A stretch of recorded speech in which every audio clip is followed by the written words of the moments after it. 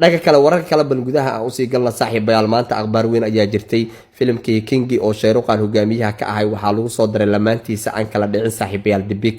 dibika film haddii Sheeruqan la soo gasho blockbuster oo kaliya ayaa laga filanaa saaxiibayaal filimkiisi Kingi sheeka ahaan marka hore laba qaab ayaa loo qoray filimka hal qaab hore oo jiro oo sheekadan loo qoray ayaa jirto Sanjay Josh oo sheekadan uu diyaariyay qaabkii hore oo Sanjay Josh sheekadan uu diyaariyay waxay ahayd waa remake ayuu ahay filimka Kingi marka hore sheekada qaabka loo diyaariyay qaabka sheekadu marka hore loo diyaariyay waxaa laga soo min guuriyay film lagu magacaabo Leon the Professional film lagu magacaabo oo 94tii la daawaday ayaa laga soo min guuriyay filimka Kingi marka horena filimkan Leo waxaa marka hore keenay ninka lagu magacaabo Bobby Doll ayaa sheekadan marka hore Hollywoodka ka soo qaatay filimkan Leon the Professional 94tii la daawaday Bobby Doll ayaa sheekadan soo qaatay wuxuu ka sameeyay filimkii lagu magacaabayo Biju oo haraanka oo dhimanayo oo isqarxinayo oo intan oo laadarka ka ahay ayaa laga soo qaatay 2000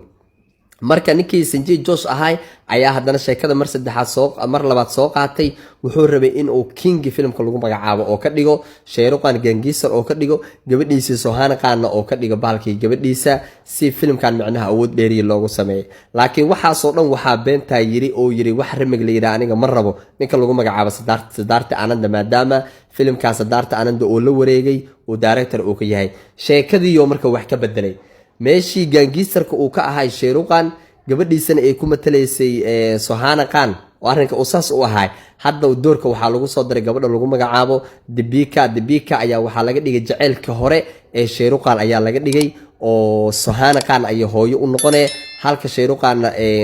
ninkeeda uu noqonayo ama xaaska Sheeruqan ay noqonayso Dibika marka booskii oo gabadhiisa bis ay ku matalaysa ayaa la bedelay booskii Leo the Professional waa la bedelay waxaano dhan marka waxaa bedelay gabadha lagu magacaabo Dibika ayaa meesha soo gashay shaqooyinkii iyo sheekooyinkii wixii dhan waa ay isbedeleen marka waxaa la leeyahay isbedel ayaa ku yimaada filimka Kingi Sheeruqan oo hogaamiyaha uu ka ahay Dibika ayaa lagu soo daray Sohana Khan hooyadiisna Sohana Khan hooyadeed ayay ku matalay Dibika halka xaaskii hore ee jaceylkii hore ee Sheeruqanna ay ku matali doonto saaxiibayaal marka isbedelkaas ayaa ku imaada filimka lagu magacaabo Kingi oo Dibika ayaa lagu soo daray dhaga kala saaxiibayaal Amir Khan iyo Salman Khan